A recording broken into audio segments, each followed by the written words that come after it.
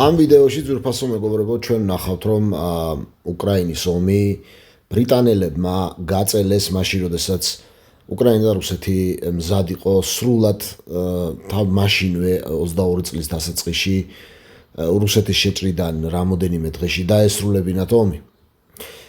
ნახოთ 22 წლის 25 თებერვალს 24-ში ხო შეიჭრა რუსეთის შემოჭრის მეორე დღეს პრეზიდენტმა ზელენსკიმ განაცხადა დღეს მოსკოვიდან მოვისმინეთ რომ მათ მაინც სურთ საუბარი უკრაინის ნეიტრალურ სტატუსზე. ჩვენ არ გვეშინია ნეიტრალურ სტატუსზე საუბრის. ამას გვაცნობებს ძვირფასო მეგობრებო თვითონ ასე ვთქვათ უკრაინის პრეზიდენტის პრესსამსახური. კიევი რო დასთანხმებოდა ნეიტრალიტეტს დამით შეეწყვეტა ნატოში გაწერილი მცდელობები, ომი სავარაუდოდ ძალიან მოკლე იქნებოდა.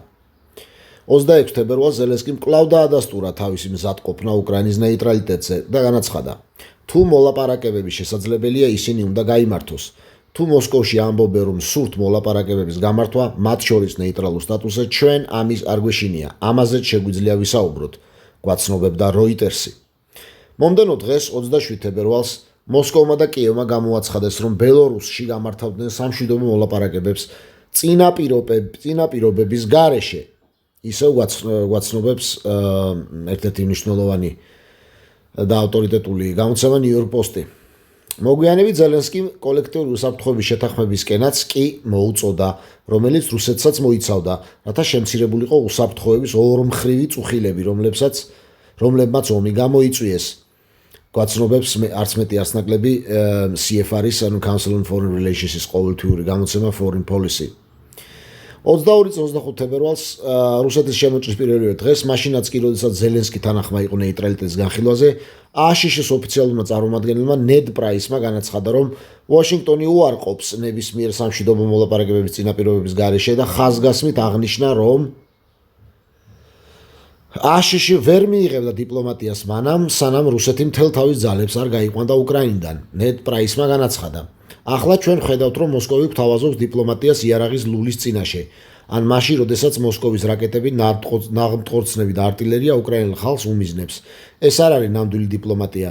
თუ პრეზიდენტი პუტინი სერიოზულად უდგება დიპლომატიას, მან იცის რა შეუძლია გააკეთოს. მან დაუყოვნებლივ უნდა შეწყვიტოს მშვიდობიანი მოსახლეობის დაბომბვის კამპანია, გასცეს ბრძანება უკრაინიდან თავისი ძალების გაყვანის შესახებ და მსოფლიოს ძალიან მკაფიო ცალსახად მიანიშნოს, რომ მოსკოვი მზად არის დეესკალაციისთვის. თვითონ აგერ ნედ პრაისის განცხადებას აქვეყნებს US Department of State. ევროპელებმა შექმნეს სტიმული ომის გასახანგრძლივებლად. 27 თებერვალს იმავე დღეს, როდესაც რუსეთმა და უკრაინამ სამშვიდობო მოლაპარაკებები გამოაცხადეს, ევროკავშირმა უკრაინისთვის 450 მილიონი ევროს ოდენობის სამხედრო დახმარება დაამტკიცა, როგორც მხარდაჭერის ძლიერი გამოვლინება, რამაც კიევს მოსკოვთან მოლაპარაკებების სტიმული შეუმცირა. კითხულობთ Bloomberg-ში. როგორც მოგვიანებით ომის მსვლელობისას ევროკავშირის საგარეო პოლიტიკის ხელმძღვანელმა ჯოზეფ ბორელმა აღიარა, დასავლეთის სამხედრო მხარდაჭერის გარეშე ომი რამდენიმე დღეში დასრულდებოდაო, თვითონ თქვა ჯოზეფ ბორელმა. ამას გვაცნობებს მეგობრებო Euronews-ი მოგვიანებით უკვე მეორე წელს 2023-ში. ანუ ბორელმა აღიარა, რომ ჩვენ გავაგრძელეთ ეს ომი.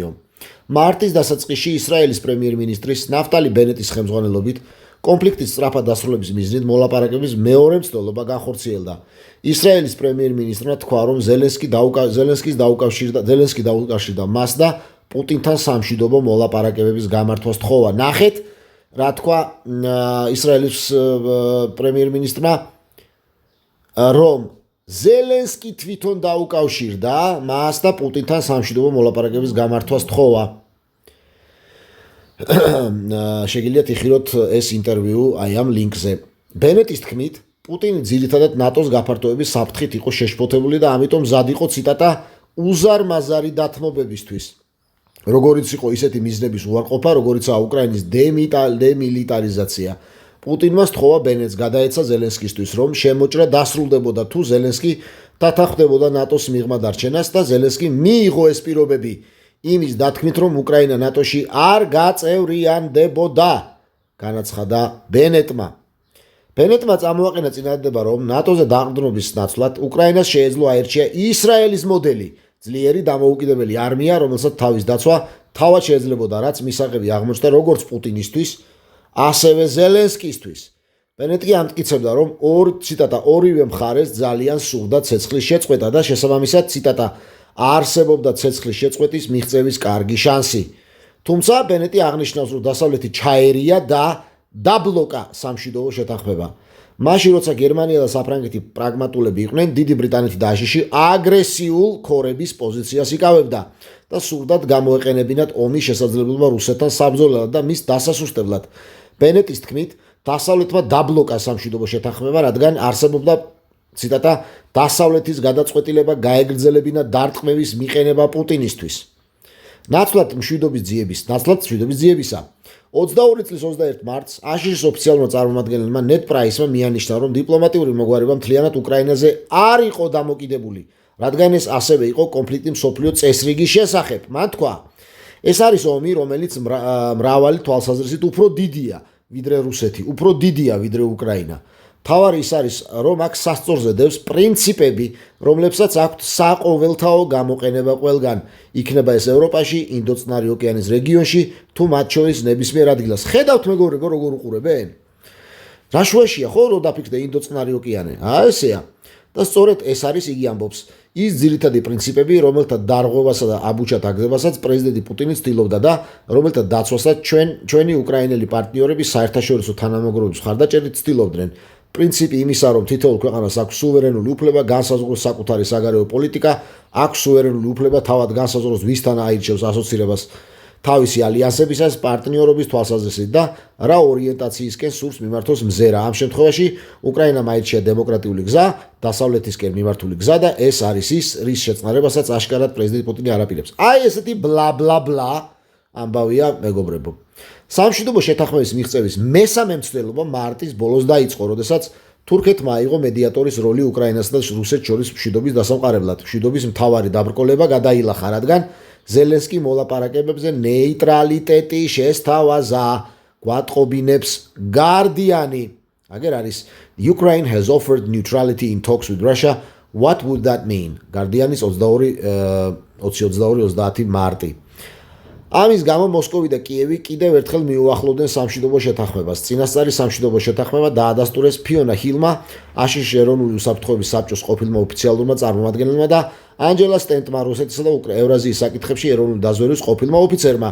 ჰილმა და სტენტმა დაწერეს სტატია ჟურნალში Foreign Affairs, თლათ ყველაზე საოცარ პრესტიჟულ ჟურნალში, სადაც აღწერეს შეთანხმების ძირითადი პირობები. სტატიაში აღიარებული იყო, რომ კონფლიქტის წყარო ნატოს ექსპანსიონისტური პოლიტიკა გახდა. მთელი დასავლეთის თითქმის მთელი პოლიტიკის მედია ელიტა ერთხმად ამტკიცებდა, რომ რუსეთის სამხედრო მოქმედებებს საერთო არაფერი ჰქონდა ნატოს გაფართოებასთან და რომ პუტინთან მოლაპარაკება შეუძლებელი იყო. ჰილისა და სტენტის სტატია საპირისპიროს აღიარება იყო. მოდი წავიკითხოთ. ჩვენ მიერ გამოკითხული აშიშის რამოდენიმე ყოფილი მაღალჩინოსის თქმით, 22 წლის აპრილში რუსი და უკრაინელი მომლაპარაკებლები, როგორც ჩანს, წინასწარ შეთანხმდნენ მოლაპარაკებების გზით მისაღწევის შუალედური მოგვარების კონტურებზე. რუსეთი დაიხევდა 23 თებერვლის პოზიციებზე, ანუ ომამდე, როდესაც ის აკონტროლებდა დონბასის რეგიონის ნაწილსა და მთელ ყირიმს, ხოლო სანაცვლოდ უკრაინა დადებდა პირობას, რომ არ ისწრაფოდა ნატოს წევრობისკენ და ამის ნაცვლად უსაფრთხოების გარანტიებს მიიღებდა მთელი რიგი ქვეყნებისგან. თუმცა 22 წლის 9 აპრილს ბრიტანეთის პრემიერ-მინისტრის ბორის ჯონსონის სასწრაფოდ გაემგზავრა კიევში შეთანხმების საბოტაჟის მიზნით. სამშვიდობო მოლაპარაკებების შეწყვეტის მიზეზად ბუჩაში მომხდარი მკვლელობები დასახელდა. უკრაინიდან გავრცელებული ცნობები ამტკიცებდა, რომ დიდმა ბრიტანეთმა და აშშ-მ დაარწმუნეს ზელენსკი უარი ეთქვა სამშვიდობო შეთანხმებას და უკრაინას შესთავაზეს ის იარაღი, რომელიც მათ ბრძოლის როლზე რუსეთის დასამარცხებლად სჭირდებოდათ. გვატყობინებს Responsible Statecraft ძალიან ავტორიტეტული გამოცემა. უკრაინული მედია თავად იტყობინებოდა, რომ ჯონსონის კიევში ორი გზავნილით ჩავიდა. პირველი, პუტინის ომის დამნაშავეა, მას ეზეწოლა უნდა განხორციელდეს და არა მასთან მოლაპარაკება და მეორე, მაშინაც კი თუ უკრაინა მზად არის ხელი მოაწეროს გარკვეულ შეთანხმებების გარანტიებს შესახებ პუტინთან. ისინი, ანუ დიდი ბრიტანეთი და აშშ ამისთვის მზად არ არიან. აი ხედავთ მეგობრებო რა არის და როგორ ამათ კისერზეა რეალურად, ამათ კისერზეა ის მსხვერპლი რაც დღეს უკრაინაში დღესაც მიმდინარეობს და არავინ არ იცის როდის დასრულდება. მადლობა ყურადღებისთვის.